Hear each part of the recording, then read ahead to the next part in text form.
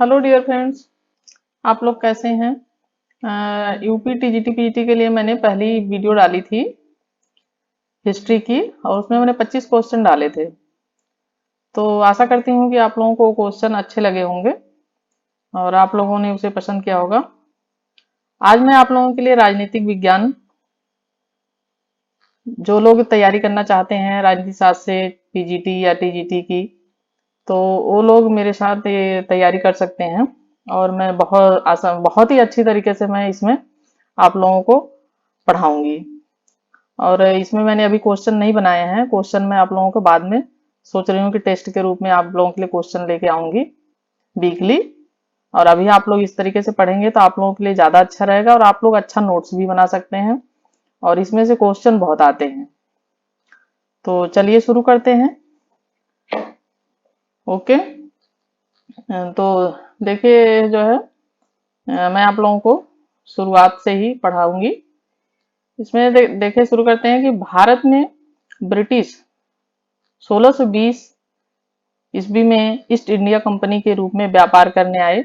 महारानी एलिजाबेथ प्रथम के चार्टर द्वारा उन्हें भारत में व्यापार करने के लिए विस्तृत अधिकार प्राप्त हैं। कंपनी, जिसके कार्य अभी तक सिर्फ व्यापारिक कार्यों तक ही सीमित थे, ने 1765 में बंगाल, बिहार और उड़ीसा जो है, ये है बंगाल, बिहार और उड़ीसा के दीवानी अधिकार प्राप्त कर लिए। स्वतंत्रता मिलने के साथ ही भारत में एक संविधान की आवश्यकता महसूस की गई। 1934 में एम.एन. राय भारत में साम्यवाद आंदोलन के प्रणेता थे। भारत में साम्यवाद आंदोलन के प्रणेता ये थे एम.एन. राय के दिए गए सुझाव को अमल में लाने के उद्देश्य से 1946 में एक संविधान सभा का गठन किया गया। ये जो है, और ये संविधान हमारा 26 जनवरी, जैसा कि आप लोगों को मालूम है, 1950 में अस्तित्व में आया। अब देखिए कंपनी का शासन है ये 1773 से 1858 तक। तो कंपनी के शासन में हम लोग देखते हैं कि 1773 का रेगुलेटिंग एक्ट, इसके द्वारा पहली बार कंपनी के प्रशासनिक और राजनीतिक कार्यों को मान्यता मिली थी। इसके द्वारा भारत में केंद्रीय प्रशासन की नींव रखी गई।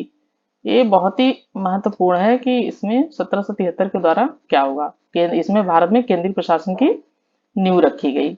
अब हम देख लेते हैं कि इस अधिनियम की जो 1773 का रेगुलेटिंग एक्ट था, इस अधिनियम की विशेषताएं क्या थी। तो इस अधिनियम की विशेषताओं में पहला है, इस अधिनियम में बंगाल के गवर्नर को बंगाल का गवर्नर जनरल, ये चीज ध्यान रखिए, बंगाल का गवर्नर जनरल पद नाम दिया गया। इस अधिनियम में बंगाल के जो गवर्नर थे उनको गवर्नर जनरल का जो है पद नाम दिया गया। दूसरा है, इसके द्वारा मद्रासी, मुंबई के गवर्नर बंगाल के गवर्नर जनरल के अधीन हो गए, जबकि पहले सभी प्रेसिडेंसियों के गवर्नर एक दूसरे से अलग थे। पहले प्रेसिडेंसियों के जो गवर्नर थे वो पहले एक दूसरे से अलग थे। तीसरा है, इस अधिनियम के अंतर्गत कोलकाता में 1774 में 1774 में एक उच्चतम न्यायालय की स्थापना की गई। ये भी देखिए बहुत ही इंपॉर्टेंट है फ्रेंड्स, जो है ये एक जो है 1774 में जो एक उच्चतम न्यायालय की स्थापना की गई, जिसमें मुख्य न्यायाधीश और तीन अन्य न्यायाधीश थे। जिसमें 1774 में जो उच्चतम न्यायालय की वो की गई थी स्थापना, उसमें मुख्य न्यायाधीश के अलावा 3 अन्य न्यायाधीश थे, कुल 4 थे। ठीक है, ये बहुत ही इंपॉर्टेंट है और एग्जाम में पूछा जाता है। फोर्थ है, इसके तहत कंपनी के कर्मचारियों को निजी व्यापार करने और भारतीय लोगों से उपहार व रिश्वत लेना प्रतिबंधित कर दिया गया। ये भी बहुत ही महत्वपूर्ण है कि जो है, इसके तहत कंपनी के कर्मचारियों को निजी व्यापार करने और भारतीय लोगों से उपहार व रिश्वत लेना प्रतिबंधित कर दिया गया। ठीक,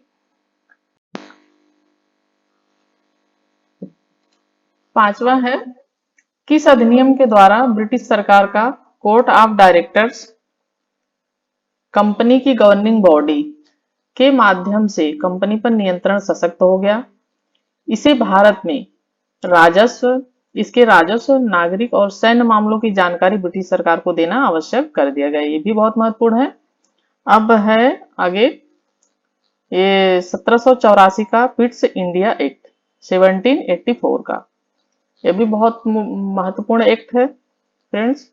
इसमें है रेगुलेटिंग 1773 की कमियों को दूर करने के लिए, जो रेगुलेटिंग एक्ट था उसकी कमियों को दूर करने के लिए ब्रिटिश संसद ने एक संशोधन 1781 में पारित किया, जिसे एक टॉप सेटलमेंट के नाम से भी जाना जाता है। इसके बाद एक अन्य महत्वपूर्ण अधिनियम पिट्स इंडिया एक्ट 1784 अस्तित्व में आया। इस अधिनियम की विशेषताएं देख लेते हैं। इसमें इस अधिनियम की विशेषताएं क्या क्या है? तो इसमें है पहली विशेषता जो है यह है, इसने कंपनी के राजनीतिक और वाणिज्यिक कार्यों को पृथक पृथक कर दिया। दूसरा है राजनीतिक मामलों के प्रबंधन के लिए नियंत्रण बोर्ड, जो है बोर्ड ऑफ कंट्रोल के नाम से इसे जाना जाता है। ये बहुत ही महत्वपूर्ण है, ये पूछा भी जाता है, तो इसे ध्यान रखिए। बोर्ड ऑफ कंट्रोल जो है नियंत्रण बोर्ड के नाम से एक नए निकाय का गठन कर दिया गया। इस प्रकार द्वैध शासन की व्यवस्था का शुभारंभ किया गया। थर्ड है नियंत्रण बोर्ड यह कह सकती थी कि वह ब्रिटिश नियंत्रित भारत में सभी नागरिक से सरकार व राजस्व गतिविधियों का अधीक्षण व नियंत्रण करे। अब यह है 1833 का चार्टर अधिनियम। इस अधिनियम की विशेषताएं क्या क्या है देख लेते हैं। तो इसमें है फर्स्ट विशेषता यह है, इसने बंगाल के गवर्नर जनरल को भारत का गवर्नर जनरल बना दिया। ये देखिए बहुत ही महत्वपूर्ण है। जो है इसने इस एक्ट के द्वारा 1833 के चार्टर अधिनियम के द्वारा बंगाल का जो गवर्नर जनरल होता था उसे भारत का गवर्नर जनरल बना दिया गया। ये ध्यान रखिए आप लोग, बहुत ही महत्वपूर्ण चीज है। इस अधिनियम ने पहली बार एक ऐसी सरकार का निर्माण किया जिसका ब्रिटिश कब्जे वाले संपूर्ण भारतीय क्षेत्र पर पूर्ण नियंत्रण था। लॉर्ड विलियम बेंटिंग, इसमें देखिए दो तीन चीजें बहुत ही महत्वपूर्ण है। लॉर्ड विलियम बेंटिंग भारत के प्रथम गवर्नर जनरल थे। ठीक। सेकंड है इसमें मद्रास और मुंबई के गवर्नरों को विधायिका संबंधी शक्ति से वंचित कर दिया गया। भारत के गवर्नर जनरल को पूरे ब्रिटिश भारत में विधायिका के असीमित अधिकार प्रदान किए गए। इसके अंतर्गत बनाए गए कानूनों को नियम कानून कहा गया। क्या कहा गया? इसके अंदर कानूनों को बनाए गए नियम कानून। इसके तहत नए कानून के तहत बने कानूनों को एक्ट अधिनियम कहा गया। तीसरा है इसमें अब यह विशुद्ध रूप से प्रशासनिक निकाय बन गया। फोर्थ है इसमें क्या जो है चार्टर एक्ट 1833 ने सिविल सेवकों के चयन के लिए खुली प्रतियोगिता का आयोजन शुरू करने का प्रयास किया। इसमें कहा गया कि कंपनी में भारतीयों को किसी पद, कार्यालय और रोजगार को हासिल करने से वंचित नहीं किया जाएगा। हालांकि कोर्ट ऑफ डायरेक्टर्स के विरोध के कारण इस प्रावधान को समाप्त कर दिया गया। अब यह है 1853 का चार्टर अधिनियम। इस अधिनियम की विशेषताएं क्या हैं? इसकी पहली विशेषता है इसके तहत परिषद में 6 नए पार्षद और जोड़े गए। ये देखिए ध्यान रखने वाली चीज है, 6 नए पार्षद जिन्हें विधान पार्षद कहा गया। जिन्हें क्या कहा गया? विधान पार्षद। दूसरे शब्दों में इसने गवर्नर जनरल के लिए नई विधान परिषद का गठन किया, जिसे भारतीय केंद्रीय विधान परिषद कहा गया। भारतीय केंद्रीय विधान परिषद कहा गया। परिषद की इस शाखा ने छोटी संसद की तरह काम किया। इसमें वही प्रक्रिया अपनाई गई जो ब्रिटिश संसद में अपनाई जाती थी। इस प्रकार विधायिका को पहली बार सरकार के विशेष कार्य के रूप में जाना गया, जिसके लिए विशेष मशीनरी और प्रक्रिया की जरूरत थी।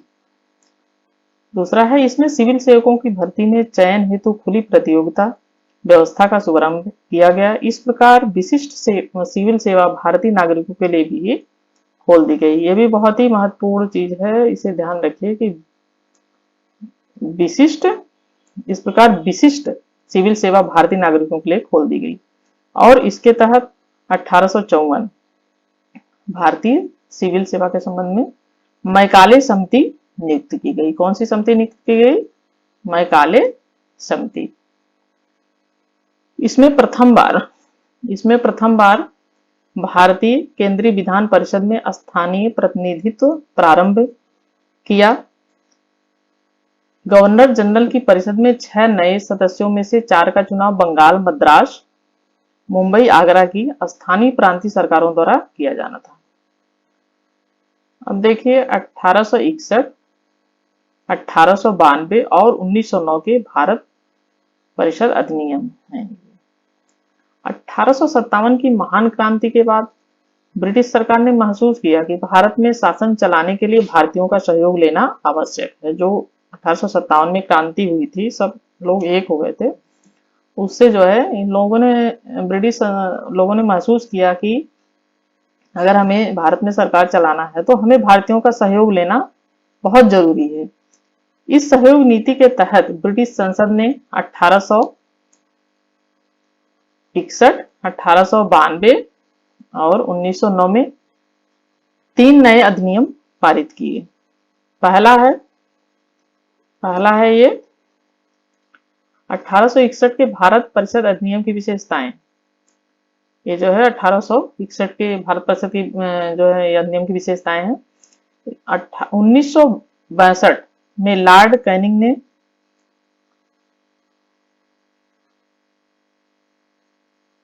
ये लग रहा है कुछ मिस्टेक हो गई यहाँ पे, ये 19 की बजाय 18 होगा।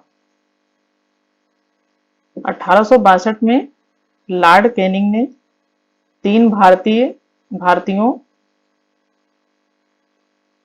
भारतीयों बनारस के राजा, पटियाला के महाराजा और सर दिनकर राव को विधान परिषद में मनोनीत किया। दूसरा है, किस अधिनियम ने रेगुलेटिंग एक्ट 1773 द्वारा शुरू हुई केंद्रीय करण की प्रवृत्ति को उलट दिया और 1833 का चार्टर अधिनियम के साथ ही अपने चरम पर पहुंच गया। 1837 तक प्रांतों को संपूर्ण आंतरिक स्वायत्तता हासिल हो गई। तीसरा है, बंगाल, उत्तर पश्चिम सीमा प्रांत और पंजाब में क्रमशः 1862, 1866 और 1897 में विधान परिषद का गठन हुआ। इसने लॉर्ड कैनिंग द्वारा 1859 में प्रारंभ की गई पोर्टफोलियो प्रणाली को भी मान्यता दी। इसने वायसराय को आपातकाल में बिना काउंसिलिंग की संस्तुति के अध्यादेश जारी करने के लिए अधिकृत किया। अब यह है 1892 के अधिनियम की विशेषताएं।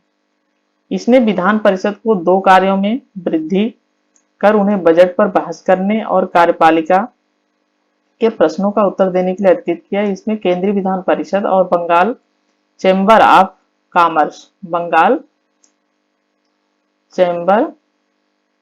कॉमर्स में गैर सरकारी सदस्यों के नामांकन के लिए वायसराय की शक्तियों का प्रावधान था। इसके अलावा प्रांतीय विधान परिषदों में गवर्नर को जिला परिषद, नगर पालिका, विश्वविद्यालय, व्यापार संघ, जमींदार और चैम्बर ऑफ कॉमर्स की सिफारिशों पर गैर सरकारी सदस्यों की नियुक्ति करने की शक्ति दी। ते है 1892 की विशेषताएं। तो ठीक है फ्रेंड्स, आज यहीं पे खत्म करते हैं और आप लोगों को कैसा लगा ये आप लोग कमेंट के द्वारा जरूर बताएं। और अगर वीडियो पसंद आता है तो लाइक, कमेंट, शेयर और सब्सक्राइब जरूर करें। और कहीं कहीं टाइपिंग में मिस्टेक हो जाती है तो उसके लिए माइंड मत कीजिएगा, ये हो जाता है कभी कभी टाइपिंग में। Okay, thank you for watching video.